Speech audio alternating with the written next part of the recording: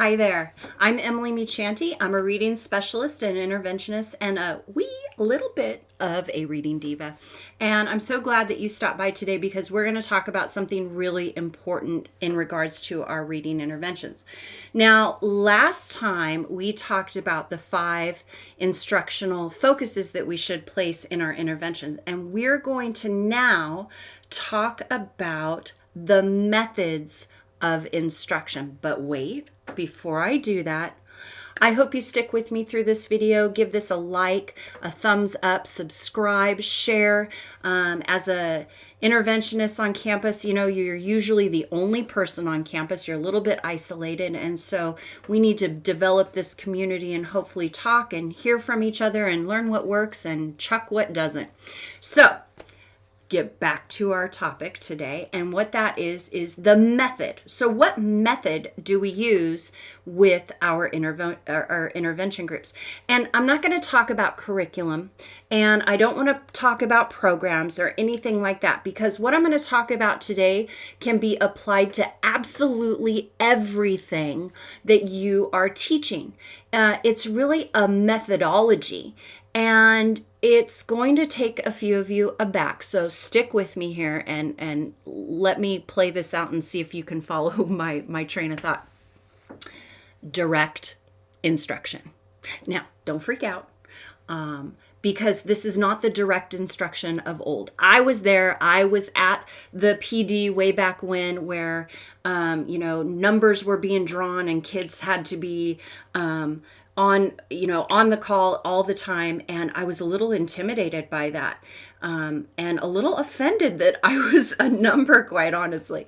But I was teaching English at the time, and I thought, okay, there has to be something to this, and like a good, employee and teacher that I am, I'm gonna try whatever comes out so that I can put it to its own paces. And so I did find that a few of the key points in direct instruction were really beneficial to my 7th grade English class. As you can imagine, middle school, you got to keep them on their toes, or who knows, chaos ensues. But what I did is I kind of practiced a few of these things. And then when I came into the intervention world, I really even dialed it down more specifically. One thing about intervention, as you all know, is that we don't have a lot of time. Whether you are the classroom teacher in the back of the classroom trying to get 10 minutes with Johnny to go over something that you know he's struggling with, or you're in a situation, a different model like mine, where we have a reading lab and you're actually working with small groups of students within that 30-minute band of time. You don't have a lot of time.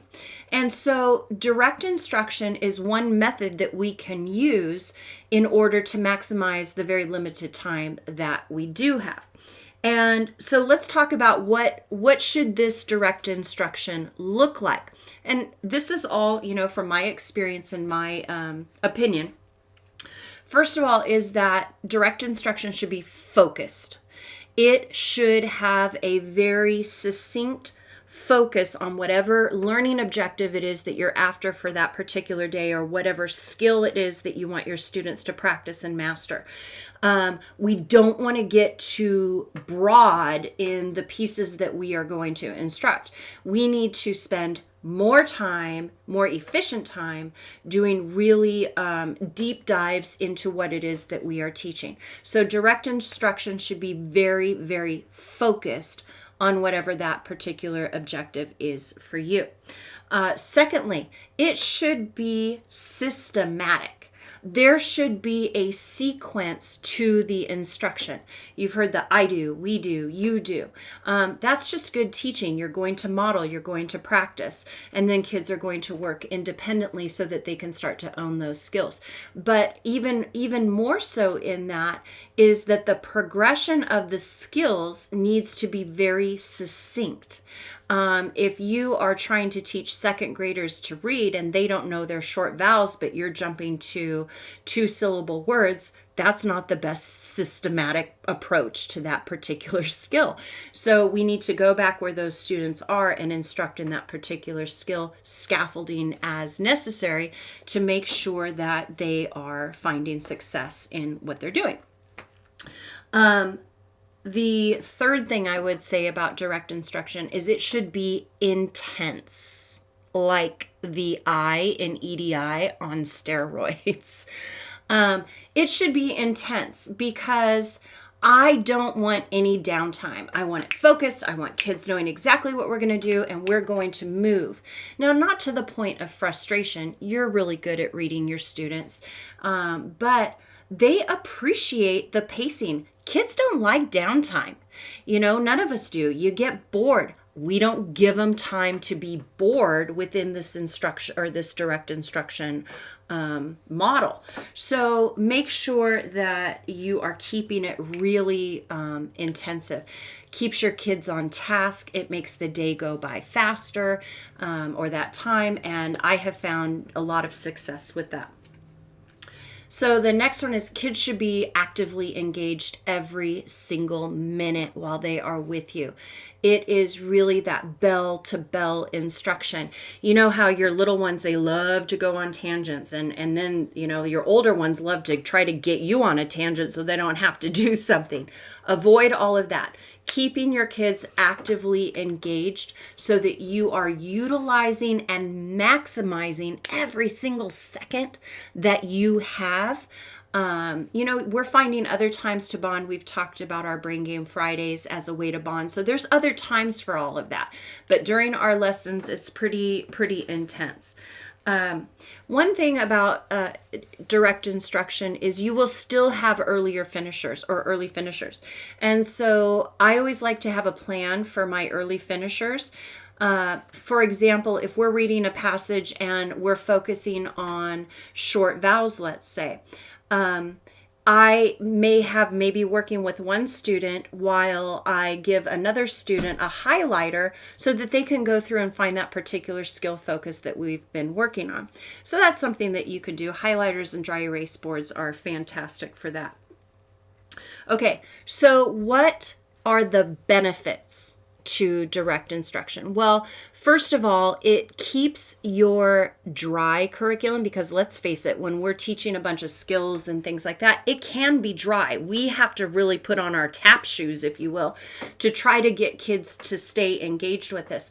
And direct instruction is another way that we can keep them actively engaged. And it makes the day go by fast, and it keeps them obviously in that correct motion forward. It's efficient. So we're using our time that we're given, and that way we can make kids work, harder, faster, hopefully improve as much as we can in as short of a time as we can. Something that I have found really not surprising, I don't think, but something that I have found, I think, the most pleasant surprise, not surprise, I keep saying surprise. My dog just walked in, so she's distracting me. I'm sorry. But something that I have found with this particular method is the number of students that behaviors, like behavior issues, totally decreases. Here's what happens. When you've got a student they have been struggling with reading their whole entire educational career, they would rather get in trouble, become a behavior problem, than appear to look dumb to their friends. And so what direct instruction allows us to do is to provide the proper instruction, scaffolded and paced in a way that kids are bound to find success. And when they find success and they start feeling successful, they start blossoming. And that's what we're after. And so when they blossom, they become more confident. They see themselves as readers. And you know what? They're not trying to act out anymore, because now they are feeling really proud of themselves. And I think this is one of the reasons that we can see that in a lot of our kids is this particular method provides all of those things that our students really need to gain success. So let me leave you with this. Direct instruction does not have to be the old, boring thing that you may have been trained in. You can make it your own. The methodology is solid. If you read the research out there, every single science of reading or any of the reports, the articles, they're all going to talk about direct instruction. And it's the way to do it.